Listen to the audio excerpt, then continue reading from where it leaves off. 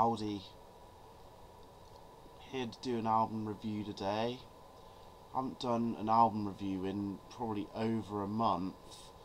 For some reason I feel compelled to wear these 3D glasses that I got from the cinema, and they look way too big for my head. But anyway, the album I'm going to talk about today is the fifth full studio release by Massive Attack called Heligoland.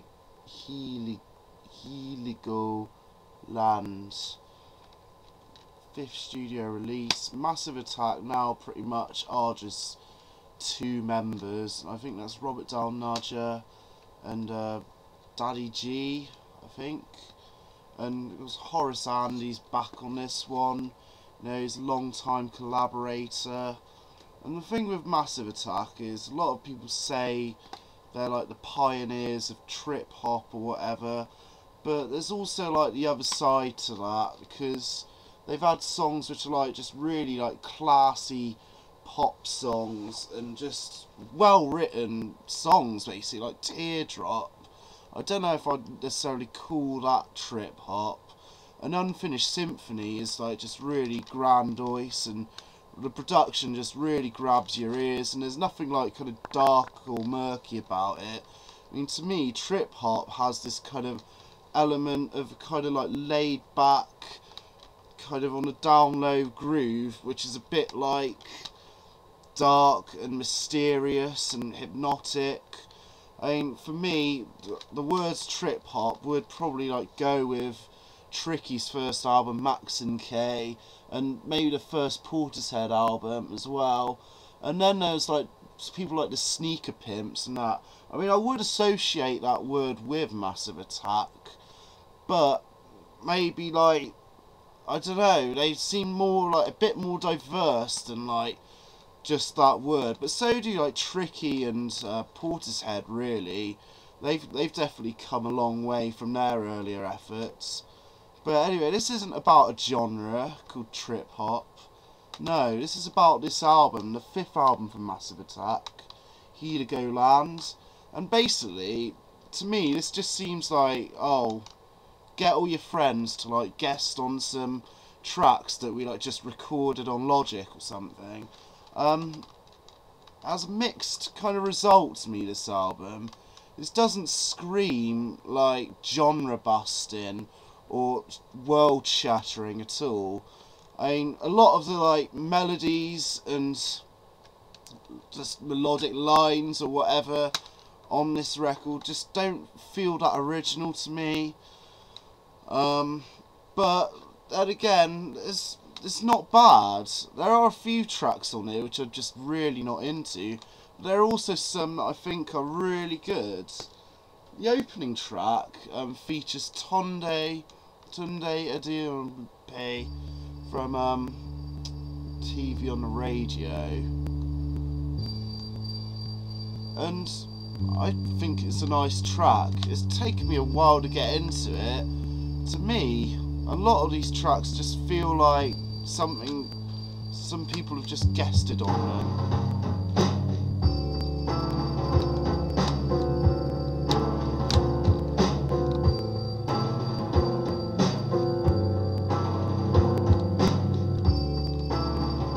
Nice drum sounds, very simple piano, sparse, and Tunde hasn't got like an amazing kind of thing, just doing his usual kind of shtick that he'd do for TV on the radio, but like not really reaching any kind of high level of emotion, to be honest.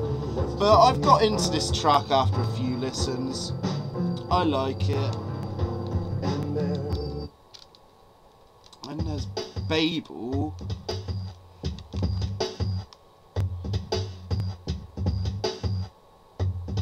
Has some kind of breakbeat intro there. Then an organ kicks in. And this is very ordinary, you know, it just feels like something kind of like out the late 90s that kind of Death in Vegas could have done. There's like just a little drone bass line. nothing bad with it, but just nothing that great really, to be honest. Martina doing some kind of nice vocals. And it's alright, you know, it's alright to like lay back to, but it's nothing special. Next track is one I don't really like. This is Splitting the Atom, which is like it was like the first track a lot of people heard off of this album, and I just don't like the production at all. It sounds very flat. It does sound a bit cheesy, like in a spooky kind of way. Yeah, Horace Andy's vocals is just like, oh, I don't know if that is Horace Andy there, but yeah, not really into it. It's like faux creepy, and it sounds a bit like a really cheap Gorillaz song, like off one of their first album. I wasn't too into their first album, I was more into Demon Days, but there you go. This one I like, Girl I Love You, and there's nothing that original about this at all really, but it just has a nice kind of like throbbing bass line, and I can lose myself in it kind of easy. And a lot of the feel on these tracks remind me of kind of like 9 Inch Nails era of The Fragile, and some bits of the Downward Spiral, just some of the production sounds. And this actually reminds me a bit of Radiohead's The National Anthem. Nice kind of drifty guitar in it, it's alright. And the Psych, which has a pretty nice feel.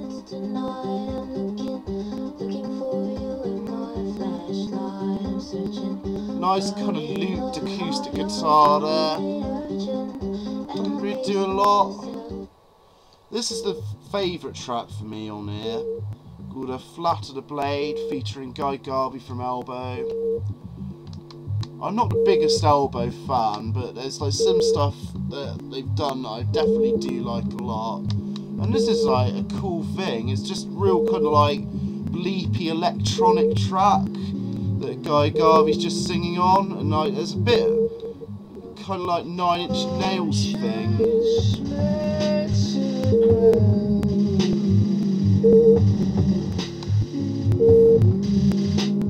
Probably my favourite song on this album, I'd say. And then when these keys come in later, it's like synthetic horns.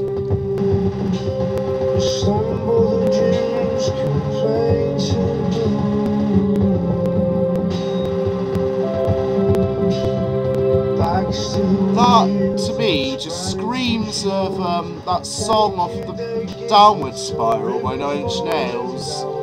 I think it's Ruiner, definitely. It's like harking back like 16 years. And this is a really nice, just really good kind of like luscious kind of pop song. A lot of feeling. Hope Sandoval, Paradise Circus. It's a really pretty song, I think. And it definitely has a lot of movement in it. It has this kind of like hand clappy drums and goes into like a dubby bass line kind of.